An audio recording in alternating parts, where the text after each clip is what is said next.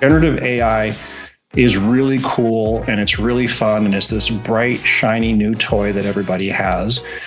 But now we're at the point where we're trying to figure out, okay, how do I genuinely apply it? Like instead of just like a tack-on chatbot in your website or whatever like that, how do we use it to make our lives better in real substantive ways?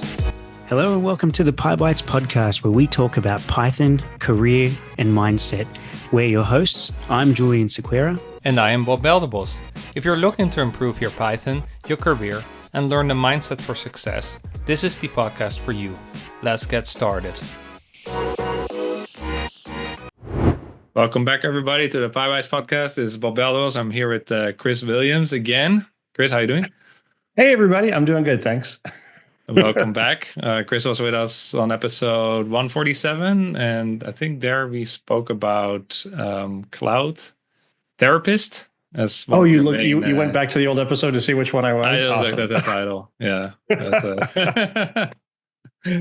But that was a lot of fun. And in this episode, I asked you to come back. Well, first of all, how are you doing today? That's been a while. I'm doing good, thanks. The job is going really well. I spend a lot of time doing what I love: studying, learning, going out and talking to people about. I work for HashiCorp. My name is Chris Williams. I'm the developer relations manager for HashiCorp in North America, and I spend my days going to conferences, doing talks, learning, writing blog posts, creating content, and having a good time talking about, the pitfalls of IT today and how you can fix them using HashiCorp tools. Nice. Yeah, you're living the dream. I see your activity on Blue Sky and what you're up to. I appreciate it. I am having a good time. Yeah, I am having a good time. Yeah. So I invite you today to talk about an article and a conference talk about DevOps and Gen AI. Supercharge your DevOps practices with generative AI, right? And there was a conference talk you guys did. AWS reInvent 2024, same title. And it was Julie Gunderson and Chris Williams and Chris Williams. So it sounds like you duplicated yourself, but no, it's actually, there are two Chris Williams, right? So Julie pinged me and she was like, "Hey, do you want to do a talk with me and another Chris Williams?" She's like, I want to have two Chris Williamses on stage. So this will be the first time we've had a twice named Chris Williams at reInvent. And I was like, I'm totally in. So she pulled me in to this project because, there's a lot of pain points in DevOps writ large, and Gen AI can help solve a number of the things that historically have been a little bit tough. And we'll get into it. We can talk about Dora. We can talk about the metrics and all of the things that we did and the demos that we wrote to help make life easier. Yeah. So that's what I really wanted to dive into. But maybe before getting into the nitty gritty. Yeah, what sparked this interest in adopting more Gen AI in DevOps? Well, as with most people in tech, I'm a very lazy individual. If I can automate things and make my life easier. In previous lives, I've done a number of things. I was in incident management. I was heading retros and doing a number of different things that isn't like the fun stuff. The fun stuff is building stuff, making things go forward. But around that wrapper of the fun stuff are all of the things that you kind of have to do. Like if you have an incident, then you should write things down afterwards to prevent the incident from happening again. Right. If you have communication with people that is important, you should capture it somehow and turn that into either a run book or a workbook or a how-to. If you create code, you should write some tests to test it to make sure that you don't explode it in production. If you build things, you should create monitoring and observability wrapped around it. And because we're humans, sometimes we don't think about those things. When we're under pressure, when we've got time constraints and we've got to just get something out because somebody promised somebody that it would be done in a certain amount of time. We've all been there. It's nice if we could leverage large language models and foundational models to do some of that for us. Take the first swipe at it, create 80% of the documentation, and then we fine tune it or create some of the tests or make sure that it does a code review in a very methodical and stamped out way, taking into consideration all of the things. So we're like, well, okay, so we have these large language models. Let's see what we can do with them. Let's point bedrock at some of the common problems that we find in DevOps, and let's see what can happen. And we got some really fun use cases out of it, and I think we had some good results too. Yeah, cool. You want to talk about some of these use cases? Yeah, sure. So like I said, I did spend time in incident management in a previous life 1,000 years ago. And one of the things that we came up with was, what if we could capture all of the conversations that happen in a chat thread? So something goes bang, it's 3:00 in the morning, the chat thread starts in the Slack channel. We have chatbots, so let's have a chatbot watching the channel and capturing all of that information. It is also tied in and it's got timestamps. So let us capture all of the metrics that are coming out of CloudTrails. So we're capturing the events, we're capturing the issues and errors and everything that's happening in CloudTrail. We're capturing the conversation. That is all fantastic information. Let's point a large language model at it, in this case Bedrock, and have it scrape all of that information from the start of the incident to the time that the service comes back up again, grab all the conversations that happen in between, and turn that and use that as, assume the role of an incident manager. Answer these 10 questions. What happened? Why did it happen? What are we going to do to fix it? Blah, blah, blah. And we did. And so if you go into the GitHub repository, if you look at a couple of the functions, you'll see embedded in there are the prompt engineer calls to Amazon Bedrock that say, okay, now take all this information and do this with it. It's just like talking to ChatGPT. Here's all the information. Give me this synopsis, and it spits out a pretty good response. And I was like, this is sick, because that blameless retro that we have at the end of the day, when everybody's like sitting there trying not to point fingers, but you really want to point fingers, and and people are bringing up stuff that all comes out in the wash. The incident management chat GPT takes care of a lot of the heavy lifting, so that you can just review it and make sure that going forward those things will happen. The next step after that was, okay, now take that incident that happened the first time. If it happens again, craft a run book to quickly fix the problem instead of spending 2 hours going through the issues at 3:00 in the morning. So that was another prompt that we fed into it. It grabbed the information from the previous incident and then crafted an actual run book from the incident report that says, okay, here's steps 1, 2, 3, 4, 5. Go fix the problem. And it doesn't. A lot of people are kind of like, oh, it's gonna be taking jobs. Generative AI is going to be like, getting rid of people, and it doesn't do that, but it makes things go way, way faster.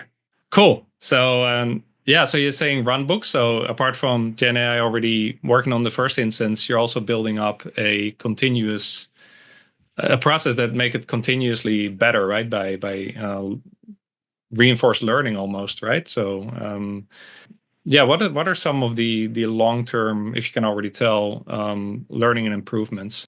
Well, I mean, this was very much a proof of concept that we threw together and thought, like, I mean, the DORA. So going back to the talk, if folks are curious about like the DORA metrics, I'm not going to go into like what the DORA metrics are here, but if you're curious about them, they're the 4 metrics that the folks at the DevOps Research Institute created to figure out like what makes a good DevOps team.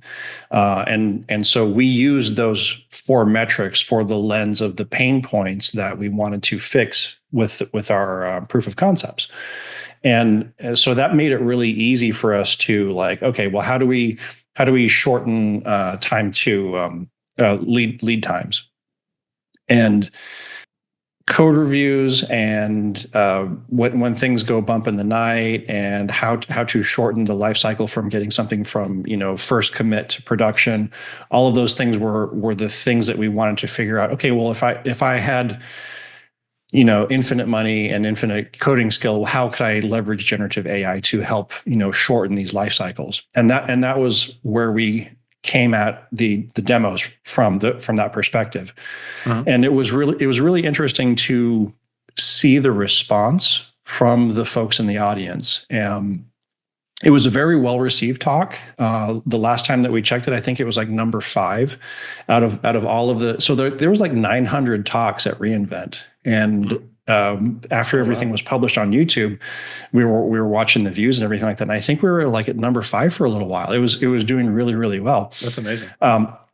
And I think that the reason why it resonates is because generative AI is really cool and it's really fun and it's this bright, shiny new toy that everybody has. But now we're at the point where we're trying to figure out, okay, how do I genuinely apply it? Like instead of just like a tack-on chatbot in your website or whatever like that, how do we use it to make our lives better in real substantive ways? And so that is the approach that we took when we were talking about what kind of POCs and demos do we want to do for this? And I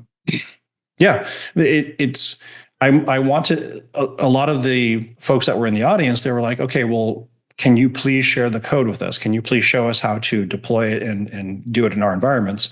So we put the repo out there. There's how-tos and walkthroughs on how to stand it up in your own environment. It is an AWS talk, so it's leveraging all of the AWS services, AWS Chatbot, Bedrock, all that stuff. And I think that it would be really cool for somebody to create like a service around that. And there are some companies that are actually looking at that, some incident response companies that are trying to like, okay, now that we can capture all this information, how do we turn this into a fully featured platform for incident response? So I think it's a good application.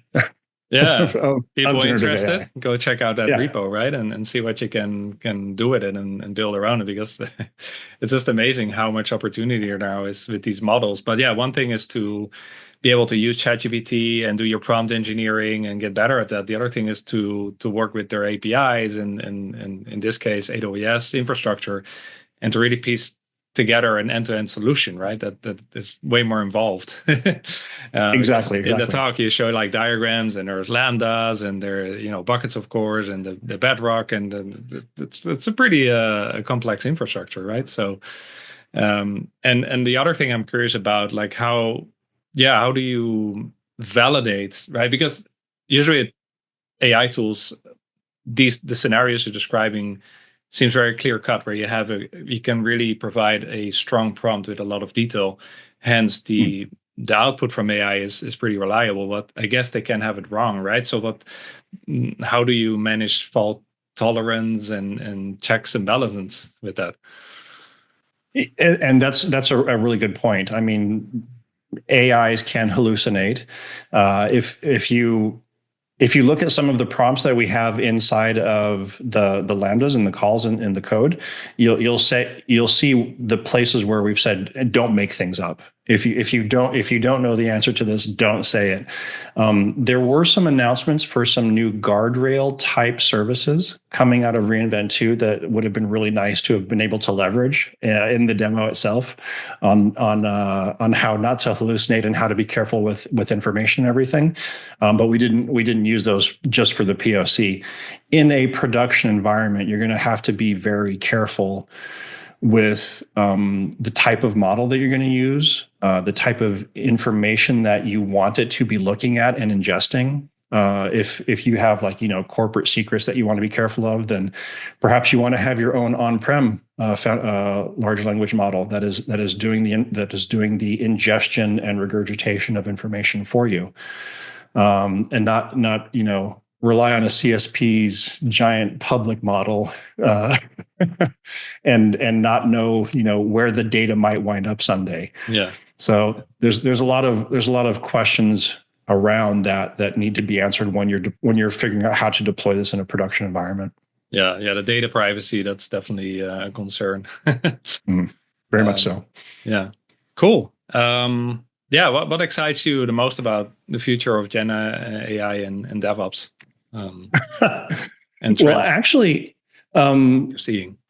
We're doing a Gen AI boot camp starting February 1st. Me and a couple of the other AWS heroes. Well, let me walk that back. Andrew Brown is doing a generative AI boot camp. I am one of the guest instructors that is going to come on and talk about the enterprise, the ramifications of how to do a design. I'm tackling it from the enterprise architecture perspective, but we also have AI engineers and AI architects that are going to come on and talk about their niches of generative AI and how to build things. We're going to be crafting a translation application from English to Japanese.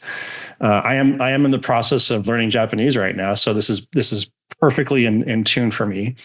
So I'm very excited about how we're going to leverage it. It is a fantastic translation model right now, but what really excites me about it is like capturing the nuance of like phrases, like we have phrases in English that we say that don't have translations, but there are other similar types of phrases in other languages that mean the same thing from a semantic perspective, but not from an actual like what the words written down mean. So I love having the translator models explain to me like the differences between them, and also then explain like the actual word translations for stuff. I'm using it a lot for language type stuff, but there's so many applications out there. I think we're currently at a point where there's so many things that we can use it for. We're paralyzed with what we should use it for. I'm actually really excited to get this boot camp going because I'm going to see a lot of really cool ideas come out of that as well. Yeah, no, it's almost like a whole nother dimension got added, right? And there's you get almost paralyzed, like brother, like what we couldn't do like 2 years ago. Now all of a sudden all opened up, and it happened so fast, and it's evolving so fast that it's astonishing. I actually right when ChatGPT, you could first subscribe to it, I created an agent called the DevOps Mentor. And I dumped a whole bunch of my old articles into it from my website. I took a bunch of, I turned them all into PDFs and uploaded them. And I said, now start, teach back to me. Like, so it has a much larger body of knowledge, of course. And I said, assume the role of a mentor. Use the Socratic method when you're teaching people to not just give the answer, but to ask questions to like lead them to the right answer and everything. And it is currently one of the top. Like if you go to ChatGPT and look for the DevOps Mentor, mine is the most used one with like X number of queries on there. And amazing. It really speaks to how people are leveraging these models to like the DevOps Mentor. If you ask it like Terraform questions, it'll give you some like good validated design stuff that came out of HashiCorp. If you ask it Go questions, it gives you stuff from the various publicly published authors information. It's fascinating because it is like a one-stop shop for really, really good information, whereas previously you'd have to spend like half an hour using Google and getting stuff from a bunch of different articles.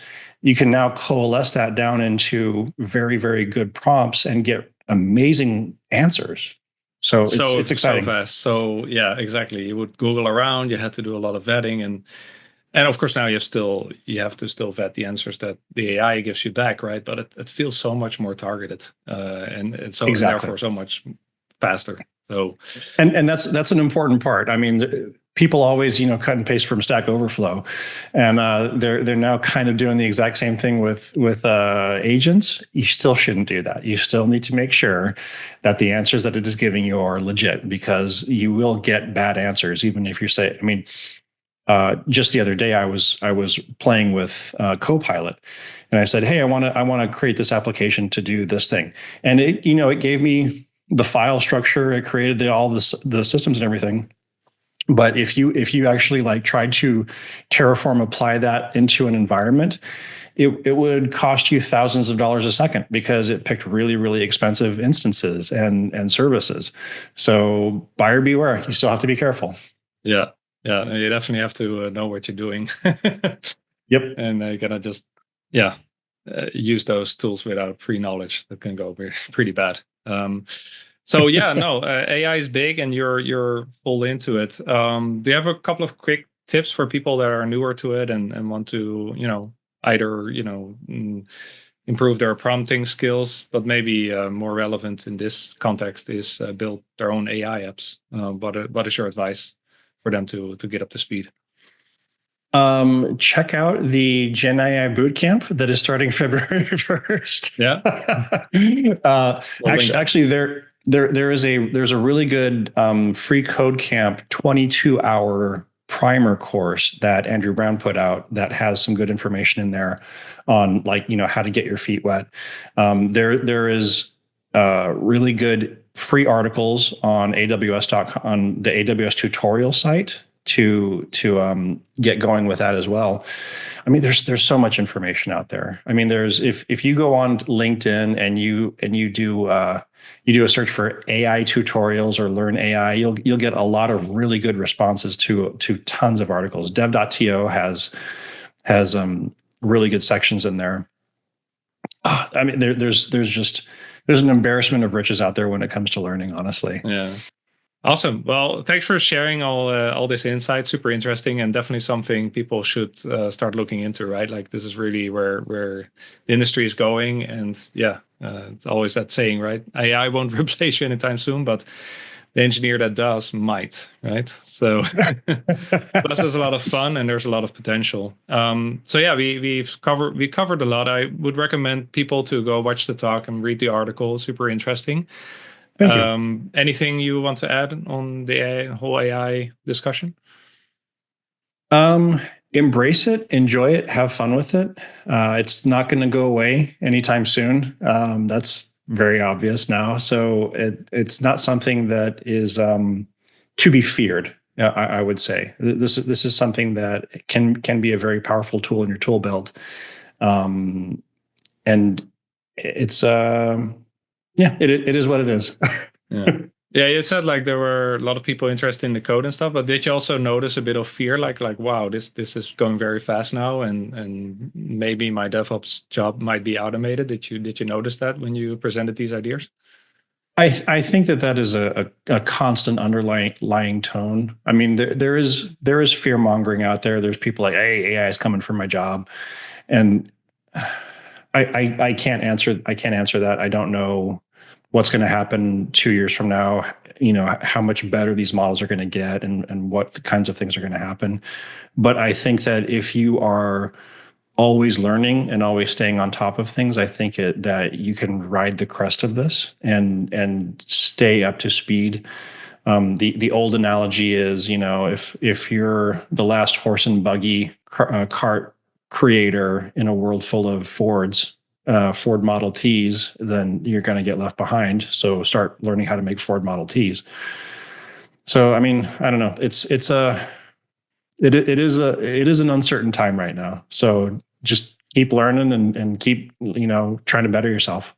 Yeah, definitely interesting times as well. And, but yeah, usually we have seen with these trends in history that we all feared for jobs to be lost, but then a lot of new jobs got created as well, right? So it might even each other out. So exactly.